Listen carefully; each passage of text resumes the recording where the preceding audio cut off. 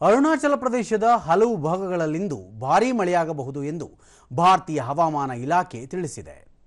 ಅರುಣಾಚಲ ಪ್ರದೇಶ, ಬಿಹಾರ, ಹಿಮಾಚಲ ಪ್ರದೇಶ, ಜಮ್ಮು ಕಾಶ್ಮೀರ, ಒಡಿಶಾ, ಮಧ್ಯಪ್ರದೇಶ, ಪಶ್ಚಿಮ ಬಂಗಾಳ, ತಮಿಳುನಾಡು, ಪುದುಚೇರಿ, ಕಾರೈಕಲ್, ತೆಲಂಗಾಣ, ಉತ್ತರ ಪ್ರದೇಶ, ಉತ್ತರಾಖಂಡ ಹಾಗೂ ಈಶಾನ್ಯ ಪ್ರದೇಶದ ಹಲವು ಭಾಗಗಳಲ್ಲಿ ಮುಂದಿನ 2-3 ದಿನಗಳ ಕಾಲ ಮಳೆಯಾಗಲಿದೆ ಎಂದು ಇಲಾಖೆ ತಿಳಿಸಿದೆ. ಬಿಹಾರ, ಪಶ್ಚಿಮ ಬಂಗಾಳ, ಜಮ್ಮು ಮತ್ತು ಕಾಶ್ಮೀರ ಹಾಗೂ ಲಡಾಖ್ನಲ್ಲಿಂದು ಗುಡುಗು ಸಹಿತ ಮಳೆಯಾಗಲಿದ್ದು ಬಿರುಗಾಳಿ ಬೀಸುವ ಸಂಭವವಿದೆ. ಇದೇ 14ರವರೆಗೆ ಇದೇ ಪರಿಸ್ಥಿತಿ ಮುಂದುವರಿಯುವ ಸಾಧ್ಯತೆ ಇದೆ ಎಂದು ಇಲಾಖೆ ಹೇಳಿದೆ. ಈ ನಡುವೆ ದೆಹಲಿಯ ಹಲವು ಭಾಗಗಳಲ್ಲಿ ಇಂದು ಮುಂಜಾನೆ ಭಾರೀ ಮಳೆಯಾಗಿದೆ. ಶಾಸ್ತ್ರಿ ಭವನ್, ಆರ್ಕೆ ಪುರಂ, ಮೋತಿಬಾಗ್ ಹಾಗೂ ಕಿದ್ವಾಯಿ ನಗರದಲ್ಲಿ ವರ್ಷಧಾರೆಯಾಗಿದೆ ಎಂದು ಹವಾಮಾನ ಇಲಾಖೆ ತಿಳಿಸಿದೆ.